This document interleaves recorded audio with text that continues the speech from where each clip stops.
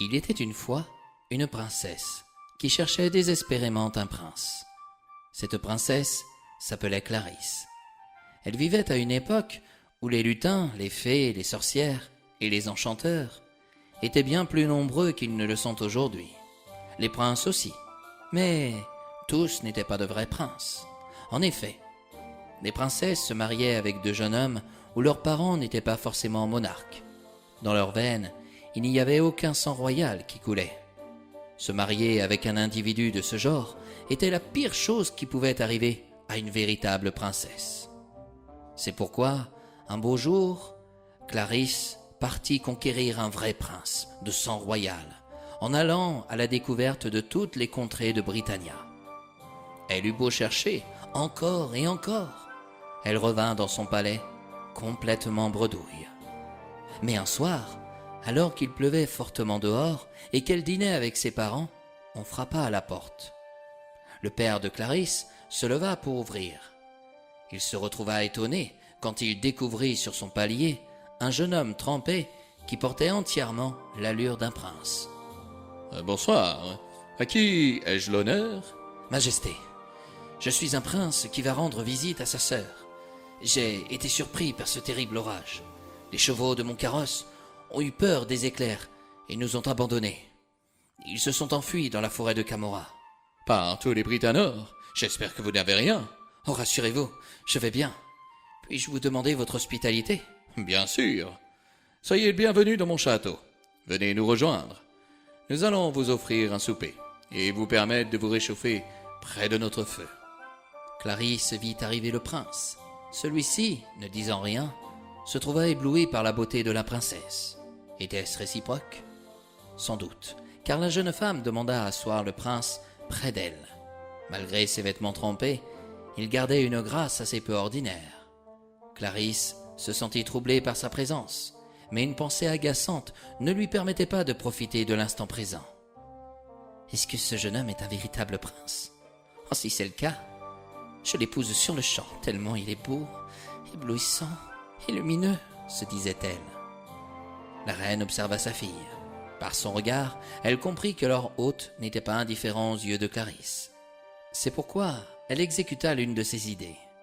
Vers la fin du repas, elle laissa le jeune prince avec le roi et Clarisse. La reine mit en place une dure épreuve que seul un vrai prince pouvait surmonter. Elle appela 2 domestiques dans une chambre et leur ordonna: « Enlevez le matelas de ce lit. Placez ce petit poids sur le sommier, bien au milieu. Ensuite, vous rajouterez 20 matelas et 20 édredons de plumes les uns sur les autres. »« Majesté, avec un lit aussi haut, personne ne pourra y dormir, » objecta la domestique.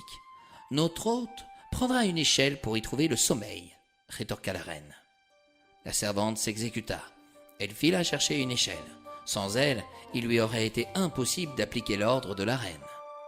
Plus tard, dans la soirée, le roi accompagna le prince dans sa chambre.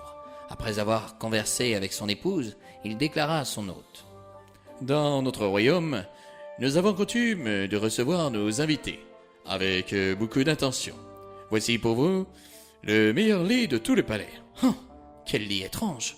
lâcha le prince. « C'est assez amusant de prendre une échelle pour dormir si haut. » J'espère que vous n'avez pas le vertige. »« Oh non, loin de là. Quand je me rends dans les montagnes d'Aria, j'aime bien me rendre dans les hauteurs. » Le prince se coucha.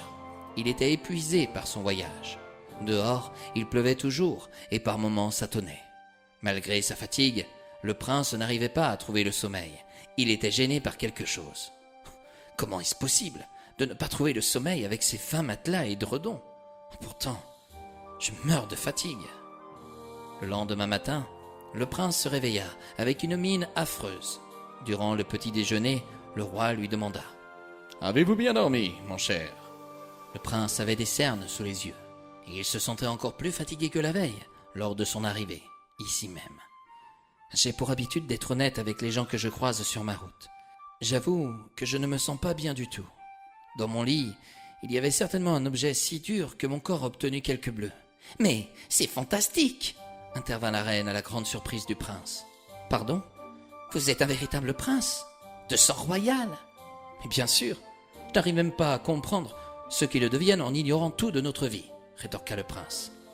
Clarisse arriva à son tour. Sa mère lui annonça la nouvelle. « C'est vrai ?» lâcha Clarisse. « Bien sûr », affirma le prince. « Je m'excuse de paraître si brutal, mais j'aimerais vous épouser. »« Moi ?»« Oui, vous.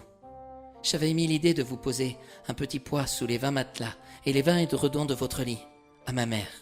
Un détail qu'elle a mis en place, hier soir, avec quelques domestiques, avant que vous vous couchiez.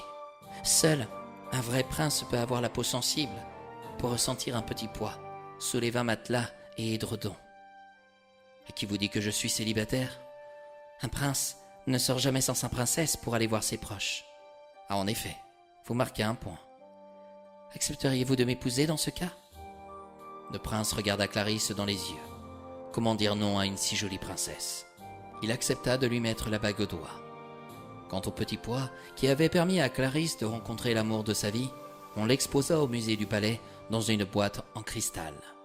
Celui-ci avait énormément plus de valeur pour la princesse que le bijou le plus précieux qu'on puisse trouver à Britannia. Et c'est ainsi, mes chers amis, que cette nouvelle histoire se termine. Vous comprendrez par celle-ci qu'il ne faut jamais perdre espoir, et même parfois prendre l'initiative de bousculer le destin. C'est en effectuant des pas qu'on avance, mais pas en effectuant du surplace que tout vous tombera dans le creux de votre main.